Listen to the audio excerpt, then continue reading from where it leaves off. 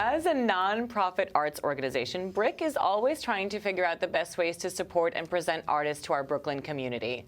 Now, for the first time, a research center is mining the data to help institutions like BRIC across the country achieve sustainability and reach their potential. Oh, we're all about that. And the National Center for Arts Research is based at Southern Methodist University in Dallas, that's in Texas. But one of its leaders, is a veteran Brooklyn hand. Karen Brooks Hopkins spent 35 years helping to build our around-the-corner neighbor, BAM, of course, into a major cultural force in the city. And the last 16 years of them were as president.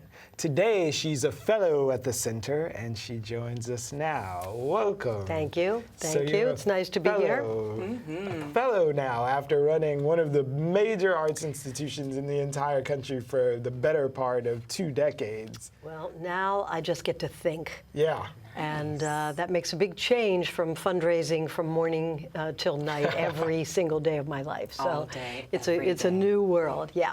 So the funds are there already. They just need you to bring some thought into it. Tell us what it is already, as far as we know. Well, NCAR, based in Dallas, a place that I have rarely been.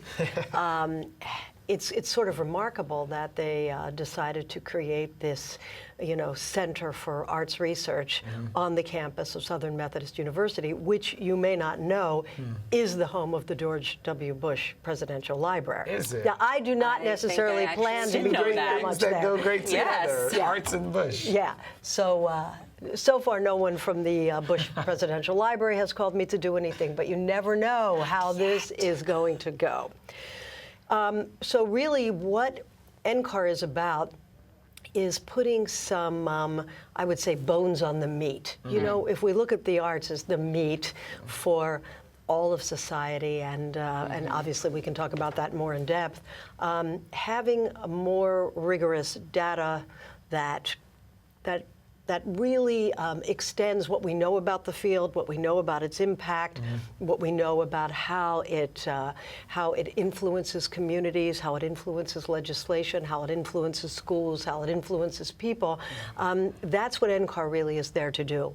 And the arts has often been accused of sort of being soft as far as data is concerned, and not really having the numbers to back up some of its claims. So what NCAR is doing is really changing all that. It's creating more focus on hard research. Quantitative. Yeah. So Karen, I can't imagine you sitting at your desk now looking at spreadsheets, talking to a bunch of egghead guys crunching numbers. But are you going to the other side now? You're going to become a quant? No, I mean, I couldn't even be a quant if I really, really wanted to be one. My talents, unfortunately, lie on the other side of that ledger. But what I'm there to do is sort of, I think, bring some humanity to the numbers. That's my goal, is to try and really look at what the numbers say and then how to translate it into practice so that the arts field gets more respect, which it deserves, and that we really do make more impact as a field. The arts, in an interesting way, really are a great tool for learning and education because they make learning interesting. We all know that, otherwise we wouldn't even be in the business that we're in. The arts build community. The arts are without political influence in the sense that they're for everyone, they're completely democratic. And when you think about it, art is really the only thing that endures from generation to generation to generation. So it's a very powerful message. Arts buildings are some of our greatest architectural masterpieces. And you think about it, like here in a city like New York, the arts are the soul of the city. So why we give this field such little attention, little money, and not very much respect, I think we should change that. I think that we should amplify the role of the arts. I think that the work that NCAR is doing is going to help make that happen.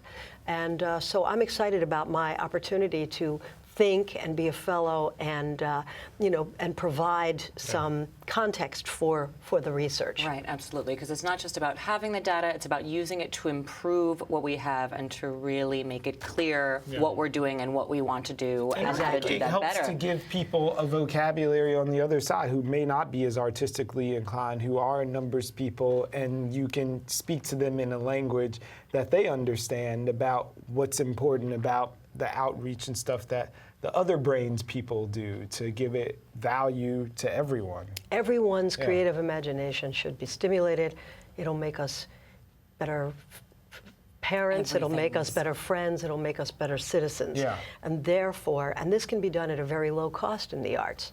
And like the nitty-gritty right, of it, we're looking at a chart right now that shows like an example of how a theater or small arts organization can really maximize what it is that they do with the money that they have and how to make a bigger impact. Well, part of what NCAR is doing is measuring these things so that institutions can learn for themselves where they need to improve individually, and then other components of the research will benefit the field as a whole.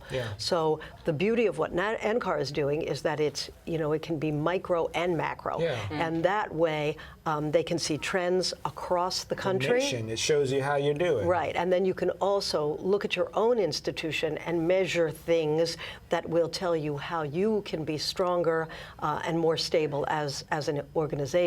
So in many ways, this is a great service for everybody. We'll use it. Yes, absolutely. Everybody should use it. I think everybody should be using it. And then, so then the more people use it, the stronger it gets, the stronger the data gets. How many, do you have a sense of how many organizations are already on here? I really don't, because I'm just getting started in this. But I believe that the number is growing and growing and growing. And now part of the challenge of NCAR, which I hope to work on with them, is how to get the word out so that everyone is using this data, that we get more press, like doing shows like this, so that the word can get out, that this data is available, that organizations will use it, that the field will use it, and that as I say, overall, more respect and attention for the arts and cultural field will come out of this whole process. Excellent. Okay. No, it's great. And our compatriots on the street at home are going to use it as well, I suspect. I hope that everybody is going to use it nationwide, because if we can all kind of speak in the same voice, we will be stronger as a field, and we will be stronger communicating our message. And we can demand more money from the feds to keep it going. Feds, city, state, donors, we've got to go after all of them. Okay, so you hear that, everyone? Theaters, arts organizations, everybody. Get on here. Add yourself in there if you're not in there already. And if you are in there already, check out how you're doing and how you can improve. And then eventually, the NCAR dashboard. This is the latest tool. The NCAR dashboard, which institutions can use to really look at their own individual performance. And this is a brand new tool, just launched, something very important, I think, for the field. So get online and look for the National Center for Arts Research. Thanks so much for joining us. My pleasure. Thanks for inviting me. Thank you.